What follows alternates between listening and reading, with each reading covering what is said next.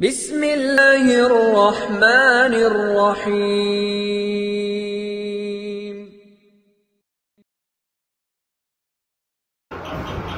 अस्सलामु अलैकुम वरहमतुल्लाहि वबरकातुहू।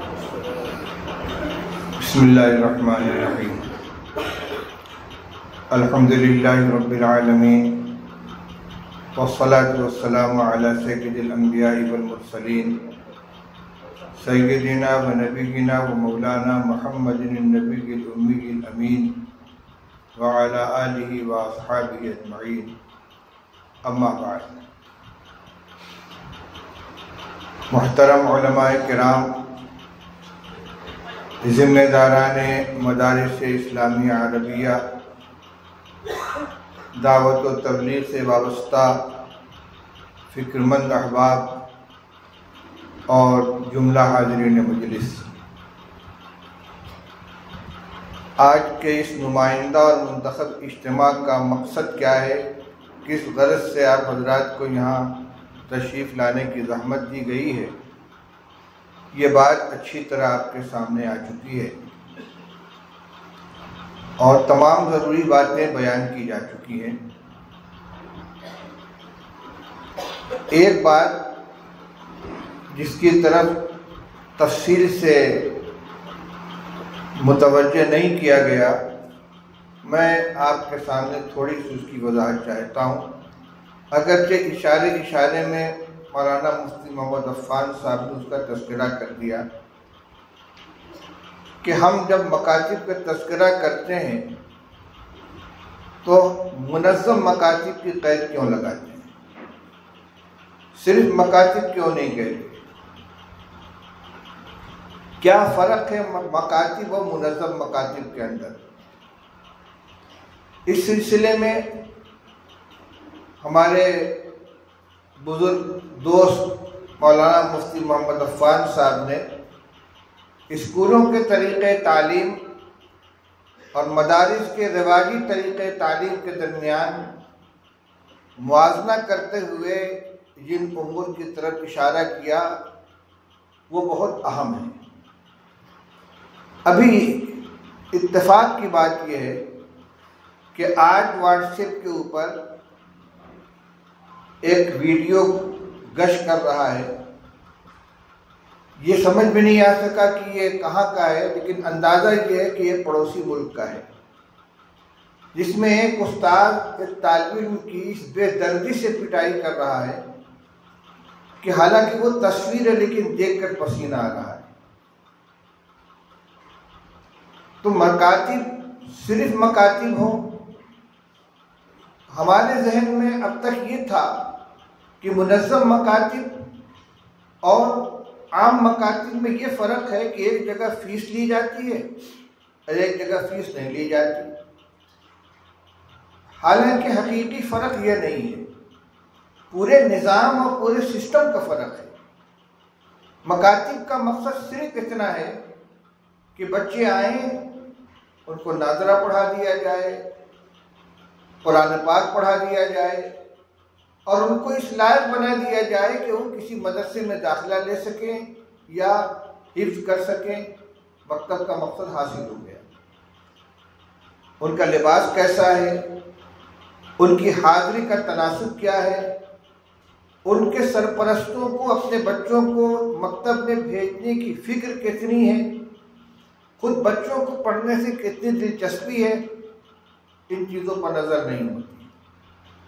और मुनज़्ज़म मकातिब में जो चार चीज़ें आपकी तरफ के सामने पेश की गई हैं, निसाब तालीम, निज़ाम तालीम, निगरानी और एक चीज़ क्या थी, तरीक़े तालीम, ये उसके बुनियादी अनासिर हैं। सिर्फ ये फ़र्क नहीं है कि एक जगह फ़ीस ली जाती है और एक जगह फ़ीस नहीं ली जाती। ये तो निज़ाम को चलाने के लिए और उसको खुद कफील बनाने के लिए रास्ता इख्तियार किया गया और इसका भी दखल है। जिस चीज़ को हासिल करने में पैसा खर्च होता है उसकी कदर व कीमत होती है। असली तालीम में आप देखते हैं कि बड़ी बड़ी फीस डोनेशन देकर दाखिला कराया जाता है।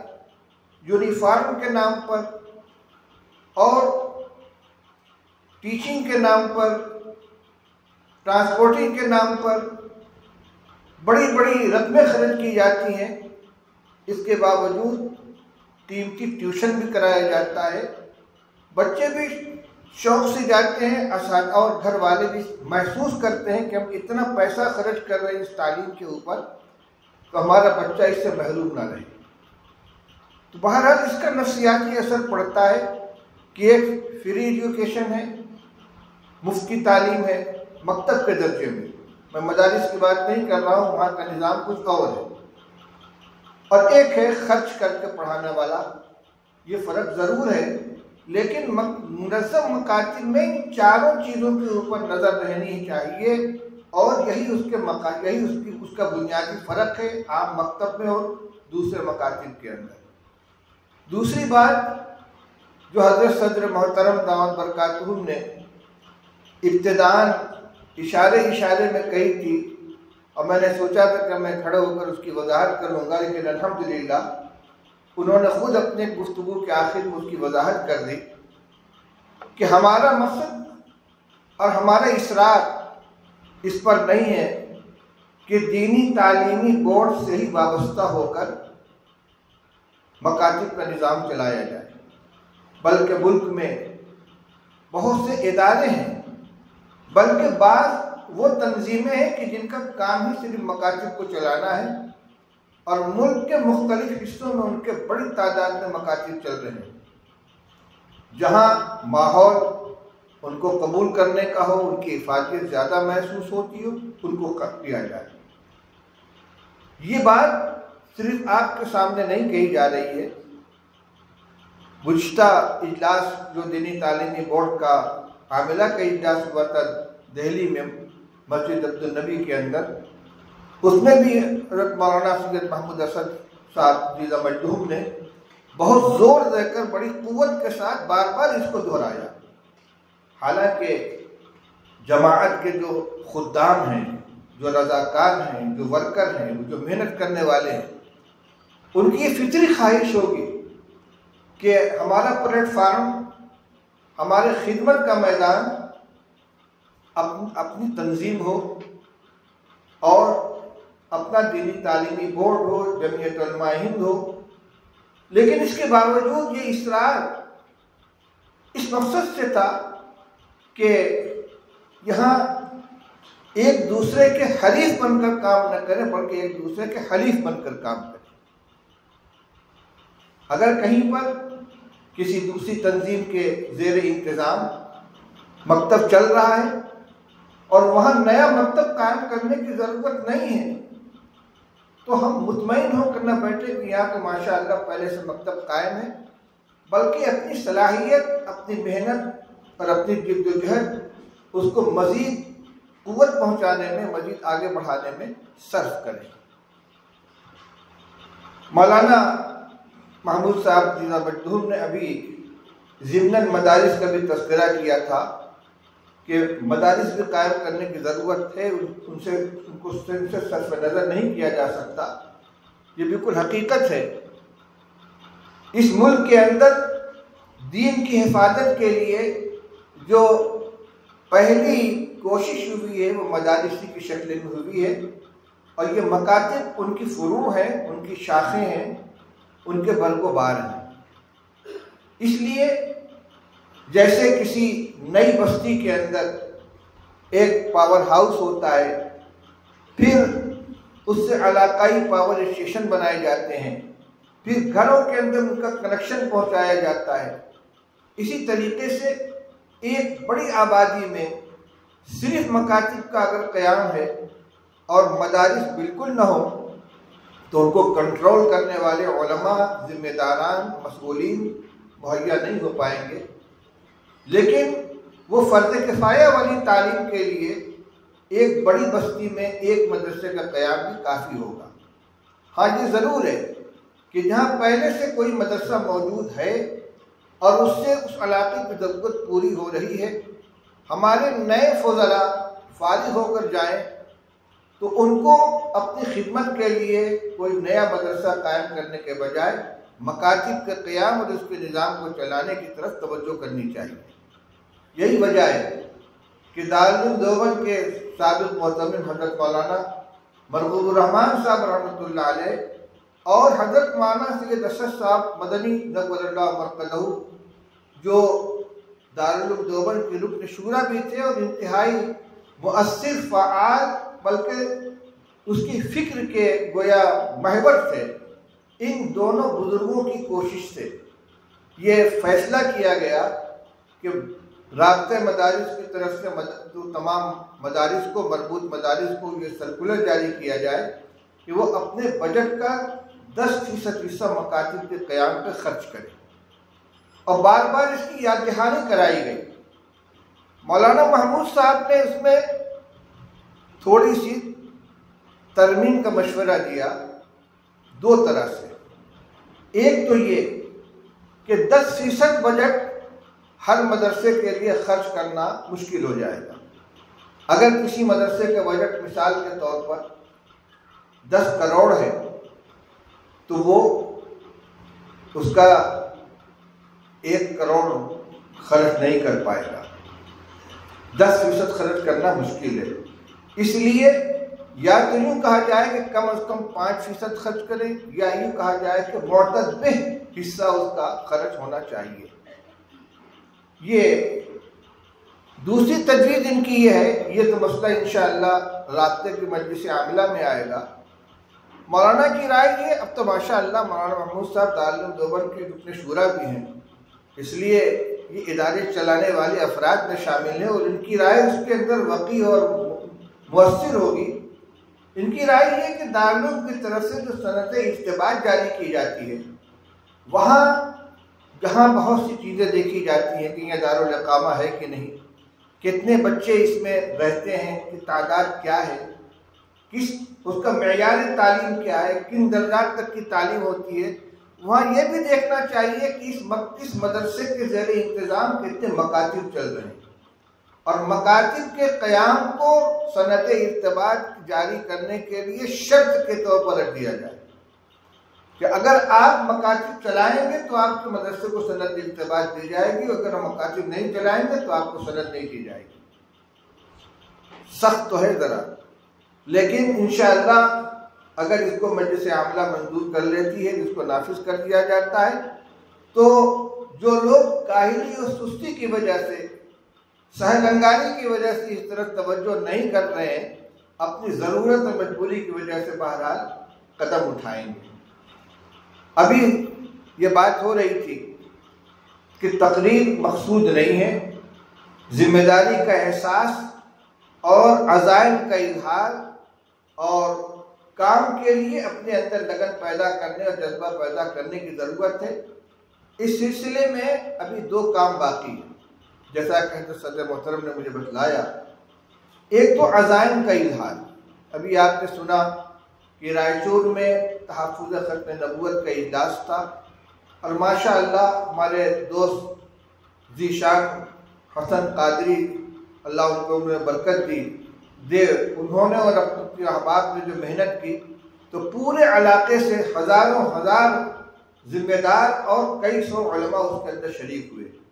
उसमें तकरीबन 3000 मकातिब के क़याम का अज़्म किया गया और अब उनका जायज़ा भी लिया जा रहा है। उनकी बाकायदा फहरिस्त बनाई गई, कौन जिम्मेदार है, किस इलाके के अंदर मकतब कायम करना है, फिर उनसे रब्ता करके मालूम किया जा रहा है कि आपने अब तक कितने मकातिब कायम किए और आइंदा आपका क्या निज़ाम है। और जमीयत की तरफ से, दीनी तालीमी बोर्ड की तरफ से जो इजलास होता है, उसमें भी अज़ाइम का इजहार कराया जाता है। मजलिस आमिला की गुज़िश्ता इजलास में भी हर इलाके के जिम्मेदारों से उनके इरादों का इजहार कराया गया, उसको नोट किया गया। आज भी अमल करना है। आप सहूलत को न देखें कि हम बआसानी 10 मकतब कायम कर सकते हैं तो 8 का ऐलान करें, नहीं। अगर आप बआसानी 10 मकतब कायम कर सकते हैं तो 15 का इजहार कीजिए, ताकि 10 तो आप सहूलत के साथ कायम कर लें और 5 मेहनत करके, कुर्बानी देकर, खून पसीना एक करके कायम करें। इसलिए कि ज़रूरत जितनी है कितना भी मकतब हम कायम कर लेंगे, लेकिन जिन मकासद को सामने रखकर ज़रूरत के तहत मकासद कायम किए जा रहे हैं उनके लिए ये भी नाकाफ़ी है। एक ही बात का बार बार इआदा मुनासिब नहीं है। मकासद के क़याम की क्या ज़रूरत है, कितनी अहमियत है, ईमान और अक़ीदे की हिफाजत है, आगे आने वाली नस्ल के ईमान की फ़िक्र करनी है, ये हमारा बुनियादी मकसद है। अपनी गुफ्तगू ख़त्म करने से पहले मैं सिर्फ एक आयत और उसका तर्जुमा आपके सामने पेश करता हूँ, हालांकि इसको शुरू में खुतबा के बाद पेश करना चाहिए था। अल्लाह ताला इरशाद फरमाते हैं, अऊज़ु बिल्लाहि मिनश शैतानिर रजीम, अम कुंतुम शुहदाअ इज़ हज़र याक़ूबल मौत इज़ क़ाल लिबनीहि मा तअबुदून मिन बअदी क़ालू नअबुदु इलाहक व इलाह आबाइक इब्राहीम व इस्माईल व इसहाक़ इलाहन वाहिदा व नहनु लहु मुस्लिमून। सदक़ल्लाहुल अलीयुल अज़ीम। अल्लाह ताला इरशाद फरमाते हैं, क्या तुम लोग उस वक्त मौजूद थे जब हज़रत याक़ूब के इंतकाल का वक्त करीब आया और उन्होंने अपने बेटों से ये फरमाया कि मा ताबुदून मिन बादी, तुम लोग मेरे बाद किसकी इबादत करोगे, तुम्हारा माबूद कौन होगा। जवाब क्या मिला इसको बाद में देखिए। ये सवाल करने वाले कौन हैं? उलुल अज़्म पैगंबर हैं, हज़रत याक़ूब अलैहिस्सलातु वस्सलाम जो खुद नबी हैं, उनके वालिद हज़रत इसहाक़ नबी हैं, उनके वालिद हज़रत इब्राहीम नबी हैं और उनकी औलाद में हज़रत यूसुफ और तो कम से कम नबी हैं और तफसीरी रवायात के मुताबिक मुतअद्दिद अंबिया हैं। नबूवत का ख़ानदान है। पूरी ज़िंदगी दीन को पहुँचाने में औलाद की तरबियत में सर्फ हुई है, लेकिन दुनिया से जाते जाते एक नबी बाप को अपनी औलाद के बारे में जो फिक्र है, ये नहीं है कि तुम मेरे बाद क्या खाओगे, कहाँ रहोगे, तुम्हारा ज़रिया माश क्या होगा, तुम्हारी ज़िंदगी कैसे गुजरेगी। फिक्र है तो एक है, मा ताबुदून मिन बादी, तुम लोग मेरे बाद इबादत किसकी करोगे। बेटे क्या जवाब देते हैं? अपने वालिद मोहतरम की तरबियत, उनकी तालीम का जो नक्श उनके ऊपर बैठा था, तो बैक जुबान सब ने कहा था, कालू नअबुदु इलाहक व इलाह आबाइक इब्राहीम व इस्माईल व इसहाक़ इलाहन वाहिदा। अब्बा जान आप इत्मीनान रखें, हम उसी माबूद की इबादत करेंगे जो आपका भी माबूद है। आपके आबा व अजदाद हज़रत इब्राहीम, हज़रत इसहाक़, हज़रत इस्माईल का माबूद है इलाहन वाहिदा व नहनु लहु मुस्लिमून, वो एक माबूद है, हम उसी की इताअत करेंगे। तो सारी ज़िंदगी की मेहनत के बाद एक पैगंबर जो बनी इसराइल के जद्दे आला हैं, उलमाए किराम जानते हैं इसराइल हज़रत याक़ूब अलैहिस्सलाम ही का नाम है। अब बनी इसराइल में जितने नबी हुए हैं वो सब हज़रत याक़ूब की औलाद में से हैं, जिनमें हज़रत मूसा है, हज़रत हारून है, हज़रत सुलेमान है, हज़रत दाऊद, हज़रत हिज़कील हैं। ये तमाम अंबिया बनी इसराइल हैं, सिवाय हज़रत इस्माईल अलैहिस्सलाम के जो नबी करीम सल्लल्लाहु अलैहि वसल्लम के जद्दे आला है। तो सैकड़ों अंबिया के जद्दे आला, उनको फिक्र है अपनी औलाद के बारे में ज़िंदगी के आखिरी लम्हे में, तो उनके दीन और ईमान की फिक्र है, तो कम से कम ये फिक्र हमारे अंदर आ जाए और उस फिक्र को अपने अंदर ज़िंदगी में पैदा करें, ताकि मेहनत के बाद जब हमारी आँख बंद हो तो हमें इसका इत्मीनान हो कि हमारी औलाद इंशाअल्लाह दीन के ऊपर कायम रहेगी। अब वक्त आएगा इस बात का कि आप हज़रात से अज़ाइम लिए जाए। अल्लाह ताला हमें इसकी तौफीक अता फरमाए। अभी कई अहम काम बाकी हैं और वापसी भी जल्दी है, इसलिए मैं अपनी गुफ्तगू इतनी बात पर ख़त्म करता हूँ, इस उम्मीद के साथ कि अब तक जो गुफ्तगू की गई है आपने इससे मौजू की अहमियत को समझा होगा, अपनी ज़िम्मेदारी को महसूस किया होगा और ज़्यादा से ज़्यादा अज़्म और हिम्मत के साथ आपने अपने इरादों का इज़हार फरमाएंगे। अल्लाह ताला हमें इसकी तौफीक नसीब फरमाए। व आखिर दावाना अल्हम्दुलिल्लाहि रब्बिल आलमीन।